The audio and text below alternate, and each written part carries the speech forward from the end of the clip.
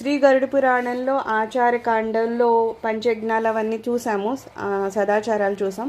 ఇంకొన్ని సదాచారాల గురించి ఇక్కడ చెప్తున్నారంట. ఇప్పుడు మనం చూస్తాం కదా, ముట్టుకోవద్దు అంటారు. ఇప్పటికీ సదాచారం పాటించే వాళ్ళు ఇలాగా అందరినీ ముట్టుకోకుండా కొంచెం జాగ్రత్తగా పక్క నుంచి వెళ్ళడానికి ప్రయత్నం చేస్తారు. అది ఎందుకు అంటే మామూలుగా మన దాంట్లో ఏం చెప్తారంటే, మనకు ఒక ఆరా ఉంటుంది, ప్రతి వాళ్ళకి ఉంటుంది. అది పాజిటివ్గా ఉండొచ్చు, నెగిటివ్గా ఉండొచ్చు. మనం ఎంత మంచి పనులు లేకపోతే ఎంత స్తోత్రాలు చదువుతుంటే మన ఆరా అంటే ఒక శక్తి పొర లాంటిది మన చుట్టూరు ఉంటుంది. అది కొంతమందికి ఎవరైతే ఇంకా ఎక్కువ ఆధ్యాత్మిక సాధన చేస్తారో వాళ్ళకి ఎక్కువ ఉండి వాళ్ళని జనాలు ఆకర్షించే శక్తి వాళ్ళల్లో ఉంటుంది.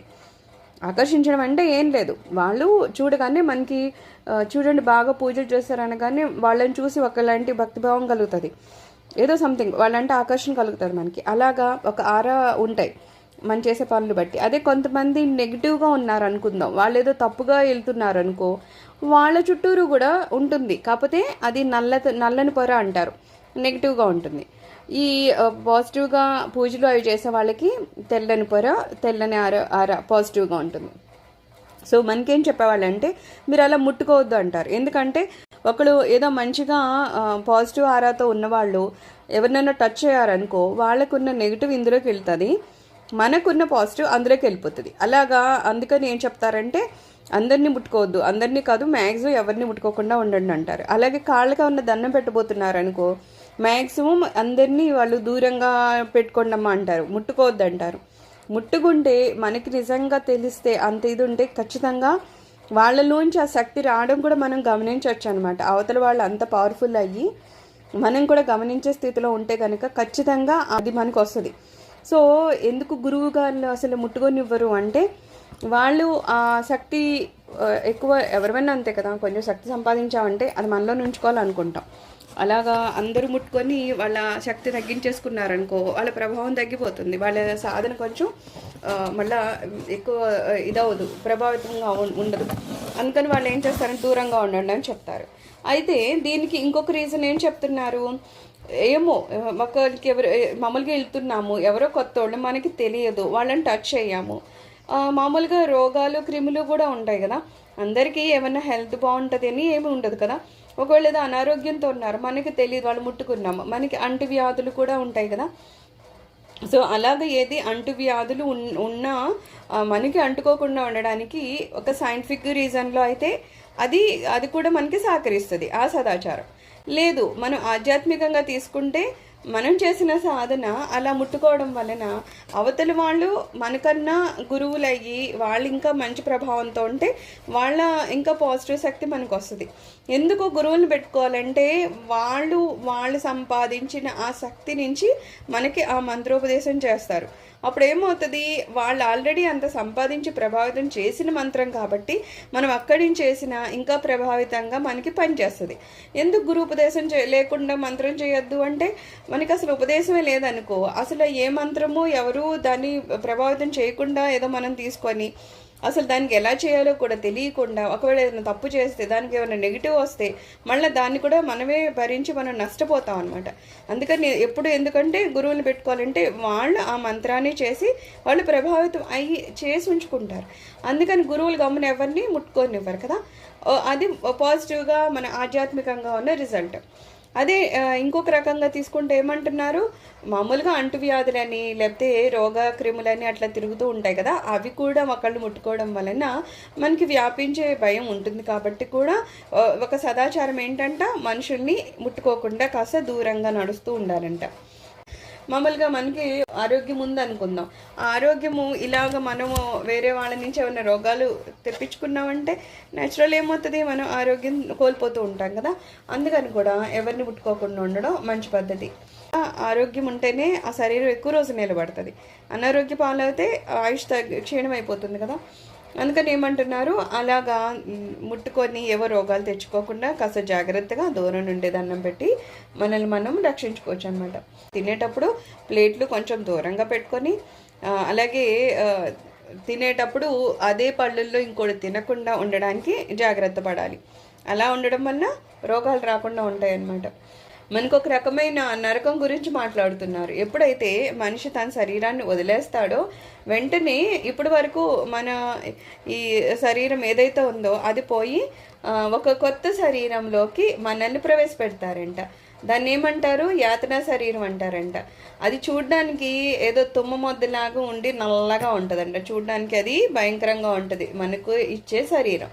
అయితే అది ఇంకా ఇప్పుడు మనం స్త్రీలు పురుషులు అని ఉన్నాయి, కానీ ఇంకా ఆ శరీరం ఏమి మనలాగా ఆ ఆకారంలో స్త్రీ పురుష అని తెలుసుకునే రకంగా ఏమి ఉండదట.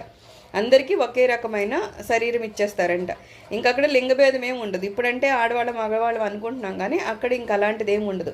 అందరికీ ఒకలాంటి శరీరం ఇచ్చి నల్లగా ఉండి తుమ్మ మొద్దులాగా ఉండి అలా ఉండదు. వాళ్ళని ఏం చేస్తారట, ఇలాగ మనల్ని అందులోకి ప్రవేశపెట్టాక ఈడ్చుకుని పోతూ ఉంటారంట.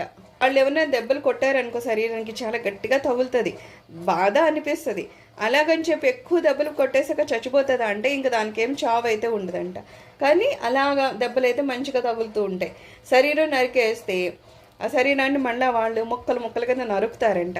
నరికేస్తే నరికేటప్పుడు ఆ బాధ కూడా తెలుస్తుందంట. విపరీతంగా గోల పెడతామంట, అమ్మో అమ్మో అని అరుస్తూనే ఉంటాం. ఆ ముక్కలు అయిపోయాక మళ్ళా ఈ శిక్ష అయిపోయాక మళ్ళీ అదంతా మళ్ళీ శరీరం అతుక్కుపోతుంది తప్పితే నరికేశారు కదా అని చావు ఉంటుందంట. ఆ శరీరానికి చావు ఏమీ ఉండదంట. అలాగే యమకింకర్లు దీన్ని అలా ఈడ్చుకుని పోతూ నికృందనము అనే ఒక నరకంలో పడేస్తారంట. ఆ నరకం ఎలా ఉంటుందంట, కత్తులు రంపాలు ఉంటాయి కదా, అలాంటి ఆయుధాలు ఉంటాయంట అక్కడ. వాటితో ఇంకా ఈ మనిషి శరీరాన్ని కోసేస్తూ ఉంటారంట. రంపము కత్తులు దేనికి ఉపయోగపడతాయి, వీళ్ళవి కోస్తూ ఉంటే మళ్ళీ అక్కడ అరుస్తూనే ఉంటామంట, అమ్మో అమ్మో అమ్మో అని. ఎంత అరిచినా సరే అక్కడ ఎవరు వినిపించుకోరు, అలా కోస్తూనే ఉంటారు. ఎలాగా అంటే ఇక్కడ మరి మేకలు కోళ్ళు కోసేటప్పుడు చూస్తున్నాం కదా, ఏం చెక్క అవి వాళ్ళు పీకలు కోస్తే బాగానే ఉందని ఇక్కడ తింటారు కదా, మరి అలా ఉన్నప్పుడు అక్కడ మనల్ని వాళ్ళు కోస్తారు. ఎందుకంటే ఇక్కడ మరి కోసి తిన్నారు కదా అని. ప్రతి దానికి శిక్ష ఉంటుంది. ప్రతి దానికి మనం ఒకళ్ళని ఒక మాట అన్నాము అంటే ఆ మాటకు కూడా ఒక శిక్ష ఉంటుంది. అలాగే ఒకరికి ఓదార్పు మాట అన్నామంటే దానికి కూడా ఒక ఫలిత రూపంలో ఇంకోటి ఏదో మంచి జరుగుతుంది. సో ఖచ్చితంగా ప్రతి క్షణాన్ని చాలా ఆలోచించే చేయాలన్నమాట. సో అలాగ కోస్తున్నప్పుడు ఏం చేస్తాం, ఇంకా యాజ్ యూజువల్ ఇంకప్పుడు అరుస్తూ ఉంటామంట, అమ్మో అమ్మో అని. అయితే ఆహారం తినే పద్ధతి కూడా ఉంటుందంట. మనమేమో ఒక చాప్ వేసుకొని కూర్చుంటాం, మన ఎదురుకుంటే ఒక పీట వేస్తారు. ఆ పీట మీద కంచంగా నాగ్గాని పెట్టుకుంటే మనం చాప్ మీద కూర్చోవాలి. చాప్ మీద కూర్చొని పద్మాసనం వేసుకొని 2 మోకాళ్ళ మధ్యలో మన చేతులు దండం పెట్టుకొని ముందు ఆ ఆకుకి ఆ పవిత్ర అన్నాన్ని ఫస్ట్ భగవంతునికి అర్పణం చేస్తున్నాం అనుకొని అది ప్రసాద రూపంలో మనం తీసుకోవాలన్నమాట. ఎప్పుడు తినేటప్పుడంట జాగ్రత్తగా మన చేతులు మన మోకాళ్ళ మధ్యలో ఉండేటట్టు చూసుకోవాలంట. ఖచ్చితంగా మనం కింద కూర్చొని తినేటప్పుడు అయితే మోకాళ్ళు అటు ఇటు కొంచెం దూరం అవుతాయి కాబట్టి మట్టం వేసుకున్నప్పుడు సరే వాటికి మధ్యకే వెళ్తుంది చెయ్యి. కానీ మనం టేబుల్ మీద కూర్చున్నప్పుడు ఏమవుతుంది, మోకాళ్ళు 2 దగ్గరికి వచ్చేస్తాయి, అప్పుడు మన చెయ్యి కొంచెం ఎడంగా అవుతుంది. అయితే ఇలాగా ఇదేంటంటే ఈ చేతులు కాళ్ళకు కూడా ఉంటాయి అంటే ఏమో ఎవరు లెక్కలు ఉండొచ్చు, అందుకని వాళ్ళు అలా చెప్తున్నారు మోకాళ్ళ మధ్యలో పెట్టుకొని తినాలని. అంటే ఇప్పుడు మన ఆచమనం అంటారు కదా, ఆచమనం చేసేటప్పుడు కూడా వాళ్ళు అదే చెప్తారనమాట. 2 మోకాళ్ళ మధ్యలో చెయ్యి ఉండేటట్టు చూసుకొని ఆచమనం చేసుకోవాలంటారనమాట.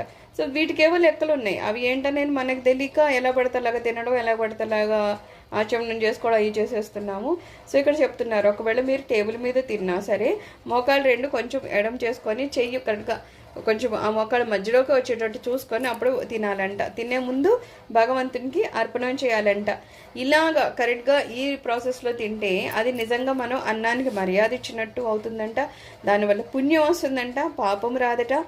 అలా తినడం వల్ల నరకానికి వెళ్ళరట. అంటే తినే దాంట్లో లోపం ఉన్నా సరే మనం నరకానికి వెళ్ళాల్సి వస్తుందన్నమాట. అయితే మనకి కొన్ని నియమాలు చెప్తారు, కానీ అందులో మళ్ళీ ఎప్పుడూ ఇలాగాని వాళ్ళు చెప్పరు.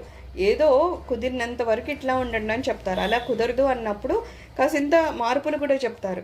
ఇప్పుడు ఏదో ప్రయాణంలో ఉన్నాడు, ప్రయాణంలో ఉన్నవాడిని ఇలాగే కూర్చోవంటే అక్కడ కుదరదు కదా, ఇంకా తప్పదు. వాళ్ళు ఏదో ప్లేట్ ఇస్తే అది చేతిలో పెట్టుకుని తినాల్సి వస్తుంది. కానీ పనిగట్టుకుని బఫే సిస్టమ్లో అలా ఉన్నప్పుడు ఏం చేస్తున్నాం, చచ్చినట్టు అది చేతికి ఇస్తుంటే నుంచొని చేతిలో పెట్టుకొని తినడం, ఇవన్నీ సరైన పద్ధతులు కాదనమాట. మ్యాక్సిమం కింద కూర్చుంటే చాలా మంచిది. ఇంకా కింద కూర్చోలేము అనే వాళ్ళకి టేబుల్స్ వేసి టేబుల్ మీద కూర్చున్నప్పుడు కూడా ఆ చేతులు మోకాళ్ళ మధ్యలోకి వచ్చేటట్టు చూసుకొని తింటే అది ఒక పద్ధతి మంచిదేనంట. కానీ కూర్చోకుండా నుంచొని తినడం అనేది మాత్రం అది పాపం అంట యాక్చువల్గా. ఇది మనకి ఆధ్యాత్మికంగా చెప్తున్నారు, అది పాపమని. దానికి సైడ్ ఎఫెక్ట్స్ మామూలు కూడా ఏమంటారు, ఎవరైతే ఎప్పుడూ నుంచొని తింటారో వాళ్ళకి మోకాళ్ళ నొప్పులు వస్తాయని చెప్తారు. నుంచుని మంచినీళ్ళు తాగినా, నుంచుని భోజనం చేసినా వాళ్ళకి మోకాళ్ళ నొప్పులు వస్తాయి. అలా వస్తాయని దాన్ని వాళ్ళు ఇండైరెక్ట్గా ఇలా కూర్చొని తినండి అమ్మా, కూర్చునే తాగండి అని చెప్తారు. వీళ్ళు ఒక రకంగా చెప్తారు, వాళ్ళు ఒక రకంగా చెప్తారు. ఫలితాలు మాత్రం ఒకటే విధంగా ఉంటాయి. సైంటిఫిక్గా చెప్పకుండా భగవంతుని జోడించి మనకు చెప్తూ ఉంటారు, ఇలా చేయాలి, ఇలా చేయాలి, ఇది ఆధ్యాత్మికం, ఇది సదాచారం అని చెప్తారు. వీళ్ళు చెప్పినవి చేస్తే మనకి ఆరోగ్యం కూడా సరిగ్గా ఉంటుంది. అనారోగ్యం జోలికి మనం పోవన్నమాట. లేదు మేము నుంచినే తింటామంటే ఖచ్చితంగా వాళ్ళకి మోకాళ్ళ నొప్పులు వస్తూ ఉంటాయంట.